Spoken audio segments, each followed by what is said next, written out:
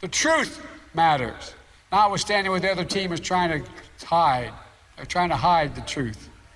No matter how hard some people try, we can't just choose to learn what we want to know and not what we should know. We should learn everything, the good, the bad, the truth of who we are as a nation. And everyone should know the truth of Selma. That was Joe Biden taking a very obvious dig at Florida Governor Ron DeSantis, who's decided that his brand, as he heads toward an inevitable run for president, is going to be waging a relentless barrage of culture war battles. Because the way to win on the right isn't by governing or creating jobs or lowering costs, it is showing your aging white base that you are perfectly willing to stoke the flames of racism, homophobia, and bigotry. For example, DeSantis' administration signed Florida's Don't Say Gay law, prohibiting the acknowledgement of the existence of LGBT Americans in primary school classrooms. He's overseeing the banning of books from Florida schools. His administration blocked the new AP course on African American studies from being taught in Florida schools, saying that it violated state law and was historically inaccurate. Of course, it only violated state law because of a law that DeSantis himself signed only a year earlier that restricts race-based analysis in schools. That bill, HB 7, the so-called individual freedom measure, bans educators from teaching certain topics related to race and is designed to purportedly prevent teachers from making students feel guilty or shame about their race because of historical events, which I will get to in a moment. And so as a result, to align with this law, College Board, which runs the advanced placement program, purged the names of black writers and scholars associated with critical race theory, the queer experience in black feminism, and Black Lives Matter. Although it did add one topic, black conservatism. If you were wondering what bowing to political pressure looks like, it looks exactly like this. And of course, all of this comes as opposition to critical race theory has basically become the right's rallying cry, with the ultimate irony here being that no primary school students learn critical race theory because it is not taught in primary schools. Your 8-year-old is learning how to count by twos. They're not delving into the ways that law intersects with race. I mean, my God, have any of these people ever spoken to a kid? If you can get a second grader to tell the difference between left and right, that's a win. I can assure you that they are not examining social, cultural, and legal issues as they relate to race and racism. And anyone who thinks they are doesn't know what they're talking about.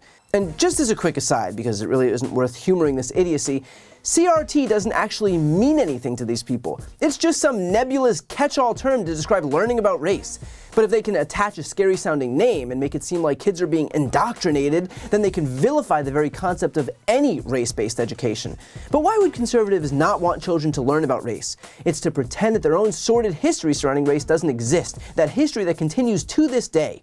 They know they can't afford to alienate the white supremacist groups and outright racists that have so vocally ingratiated themselves into the Republican base, and so instead, their plan is just to deny the very existence of their actions. And if, by chance, a student does learn about our past, well, that's not history so much as it's teaching our children to be guilty of their race. Because apparently, as far as Republicans are concerned, students are not capable of learning about something without internalizing all of it and blaming themselves, which, I'm sorry, is the dumbest fucking thing I have ever heard. But again, all of this is moot because the only people even taught critical race theory are graduate law students. That's it. Your kid isn't learning CRT in elementary school or middle school or high school or undergrad in college or even grad school unless they're getting a law degree. So I'm pretty sure there's as much likelihood of your 9-year-old being indoctrinated with critical race theory as them learning corporate income tax law. Of course, me saying any of this doesn't matter because it's not about facts. It's about finding some culture war, any culture war, because that's the only way Republicans can win elections.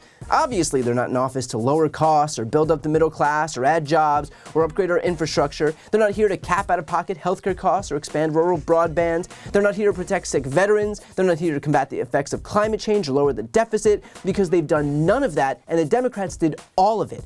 Republicans are here to gin up arbitrary culture wars that'll rile up their base. That's it. They're there to collect a paycheck by getting their own voters scared or enraged about the stupidest shit you could possibly wrap your head around. And that is a generous interpretation of what it is. Here's just a small sampling of the culture war issues that we've had to contend with. Last year, the coffee cup Starbucks used had a little wintry design on it. Nothing directly associated with Christmas, just a pleasant little image. This year, the cup is just red, no design. Now the news that he was raised a Muslim, Barack Obama, raised as a Muslim. This is huge. Pearl Bailey and Cab Calloway did an all-black version of Hello, Dolly. There were not riots in Broadway. It didn't matter. People can interchange. That's fine. My problem is they tried to whip up racial hatred, I guess to draw attention to this project. What was actually happening at this school district that made you have to dress up as a cat to prove your point? Well, first of all, Jesse, I'd like you to not misspecies me. I'd like to be addressed as a cat for the entirety of this video, of course. Of course. So I apologize. This was the point that I was trying to make as a cat was that, I mean, obviously, you can't just identify as whatever you want, and you can't demand that other people identify you as whatever you want. Woke M&Ms have returned. The green M&M got her boots back, but apparently is now a lesbian, maybe. And there's also a plus-sized, obese purple M&M. So we're going to cover that, of course. All right, I'm going to have your basic cheddar cheeseburger, medium well. I just want mustard, no ketchup. If you got like a spicy mustard or something like that, or a Dijon mustard, something like that. All right, Dijon mustard. And I hope you enjoyed that fancy burger, Mr. President. So the Xbox itself is programmed to be green aware, not to really be green. So it's kind of like Al Gore. It is aware of the environment, but it's not really doing anything about it. I do not like the treatment of Dr. Seuss. I don't like it in a house with a mouse. I don't like it with a box with a fox. I don't like it here or there. Bill Hemmer, I don't like this anywhere. Lego is going woke. The company unveiling a range of new characters in the effort to be more inclusive. Lego says the new characters will promote diversity and understanding. Some will have anxiety issues. I don't know how you show that. One will have a missing limb, another Down syndrome. And so this is what they do. And the fact is, this is what they need to do, because if not for distracting you with this bullshit, what else do they have? They stand for tax cuts for millionaires and billionaires, pretending climate change doesn't exist, coddling fossil fuel companies, and facilitating the proliferation of guns across the country. You think that's going to win them elections at scale? Of course not. They need these culture wars because they use them as a tool to distract their base. And so their grievance politics keep everyone else unfocused on the fact that their actual policy is solely meant to keep their donor class fat and happy. And so in a way, Ron DeSantis isn't some move away from the establishment candidate. He is a continuation of exactly the same politics that Republicans have been employing for decades.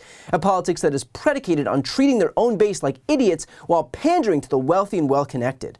So good on Biden for calling this out. This won't stop DeSantis, but it will shine a spotlight on what he's doing. Because while this might work for the base down in Florida, it just lets the rest of the country know what an extremist, bigoted, big government authoritarian he actually is. So he may be trying to quietly kowtow to the MAGA base, but everyone else can see exactly how much of a danger he poses to this country. Before you go, a quick announcement. I've started a Spanish YouTube channel. Democrats desperately need to be able to appeal to Spanish-speaking audiences, so this is me doing my part. To help that channel get going in the algorithm so that we can finally start spreading our progressive message and breaking the conservative stranglehold on Spanish-speaking media, please subscribe and watch a few videos. The link to that channel, called Brian Tyler Cohen Espanol, is right here on this screen. And of course, to see more of my content in English, make sure to subscribe to this channel as well. The link is also right here on this screen. Thanks so much for watching.